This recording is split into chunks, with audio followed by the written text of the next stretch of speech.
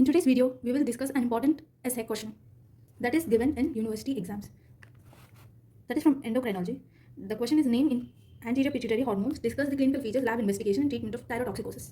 Thyrotoxicosis means hyperthyroidism. Name anterior pituitary hormones. There are 5 hormones. They are growth hormone, ACTH, adenocorticotropic hormone, and follicle stimulating hormone, and luteinizing hormone, that is FSH and LH, prolactin, and TSH, thyroid stimulating hormone. Let us see some of the functions of these hormones. Growth hormone. Growth hormone promotes growth, lipid and carbohydrate metabolism. It is responsible for lipid and carbohydrate metabolism, which means promotes growth. It is a hormone responsible for bone growth, and lipid and carbohydrate metabolism occurs in soft tissue. And thyroid stimulating hormone, TSH. TSH stimulates the release of T3 and T4. Adenocorticotropic hormone stimulates adrenal glands. Adrenal glands release cortisol and aldosterone. The function of cortisol and aldosterone are they are responsible for stress response and electrolyte balance. Prolactin. Here the name indicates lactin. The name indicates that it stimulates secretion of breast milk. Lactin, lactation. Prolactin is responsible for lactation in mother and breast development for lactation. FSH and LH. FSH and LH hormone are responsible for development of gonads, for the secretion of hormones in reproductive organs, that is uterus in females and testes in males. FSH and LH are responsible for release and secretion of testosterone in males, testes, production of testosterone and release of testosterone, and in females it is estrogen.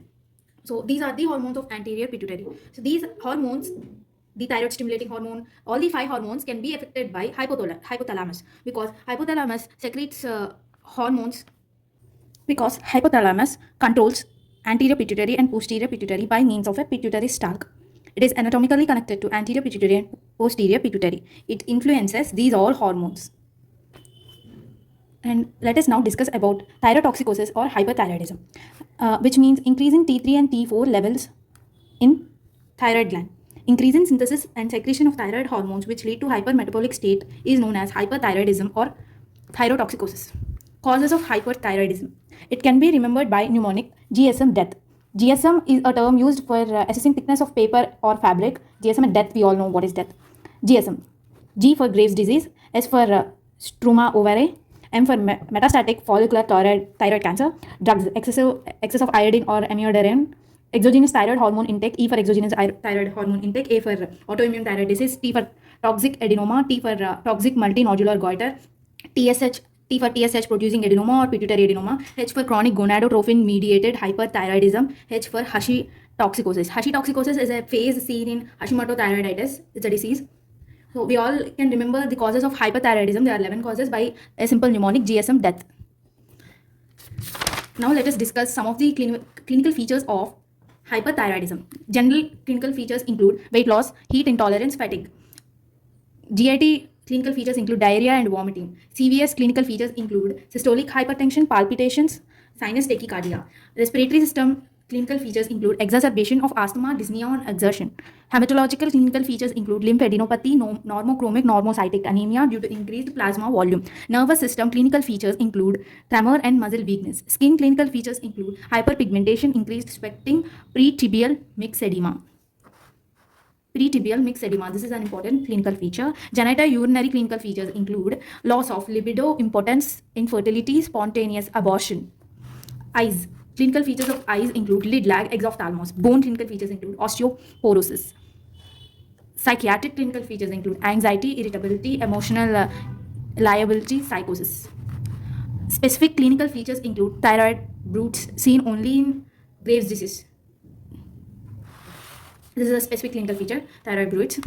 Masked hyperthyroidism. Masked hyperthyroidism seen in 1/3 of elderly patients where there is no sympathetic overactivity, tachycardia may be absent because of coexisting conduction abnormality. Investigations. There are lab investigations such as measuring serum TSH level, T4 level, T3 level. And here, remember this table. In primary hyperthyroidism, there is decrease in TSH level and increase in T3 and T4 levels. The causes are Graves' disease, toxic multinodular goiter, toxic adenoma, postpartum thyrotoxicosis, amiodarone, post-viral thyroiditis.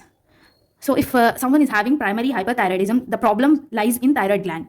there is decrease in TSH level and increase in T4 and T3 level.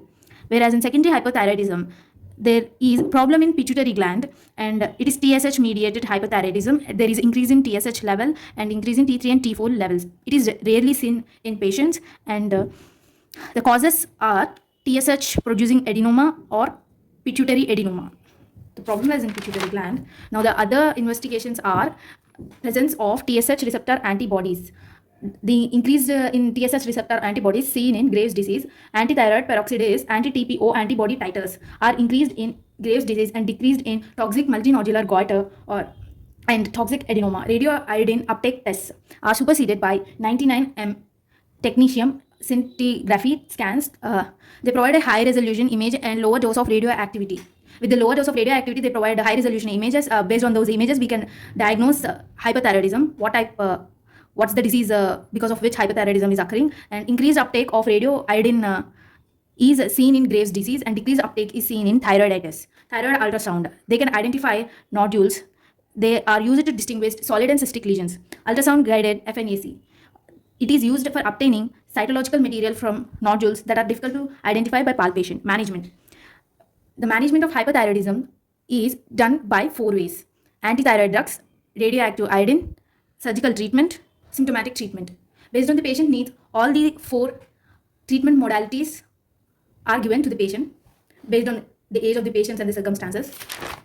Antithyroid drugs. Mechanism of action of antithyroid drugs are they inhibit hormone synthesis. They are also known as thioamides. There are 3 drugs: propylthiouracil, methimazole, carbimazole. These are the first drug of choice in Graves' disease. Thioamides inhibit peroxidase enzyme, which resulting in the inhibition of conversion of iodide to iodine and inhibition of coupling of thyrotyrosins, MIT and DIT, monoiodide thyrin and diiodide thyrin. The special feature of propylthiouracil is it inhibits the conversion of T4 to T3, which is absent in both carbimazole and methimazole. The carbimazole and methimazole can do these 2 activities, but propylthiouracil can do all the 3 activities here, and because of which it is contributing to 10 to 20% decrease in T3 levels.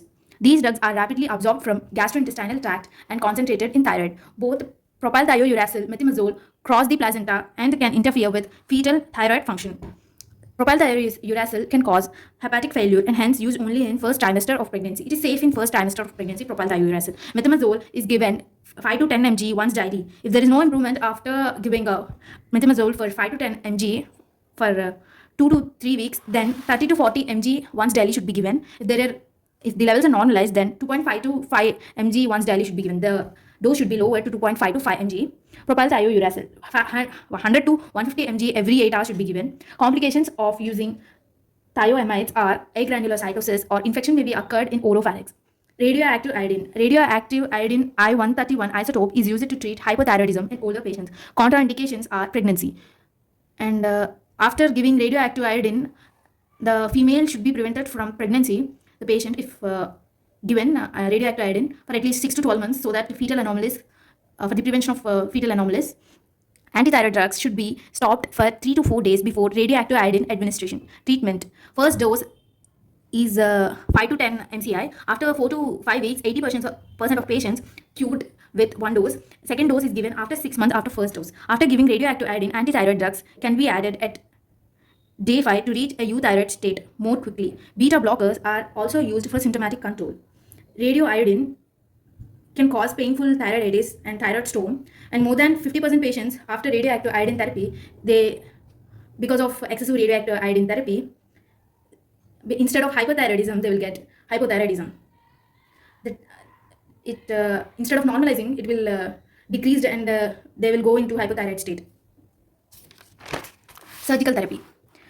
The surgery done is subtotal thyroidectomy. Indications are patients with goiter causing obstructive symptoms, malignant thyroid nodule, pregnant women with hypothyroidism but difficult to control with antithyroid drugs, then the surgery is performed. Patients with toxic reactions to antithyroid drugs. However, hypothyroidism should be controlled before surgery using propylthiouracil or methimazole. Contraindications for this surgery is severely hypothyroid patients. For symptomatic treatment for the control of symptoms, we use beta blockers. They are propranolol or noodolol to control symptoms such as tachycardia, palpitations, and tremors.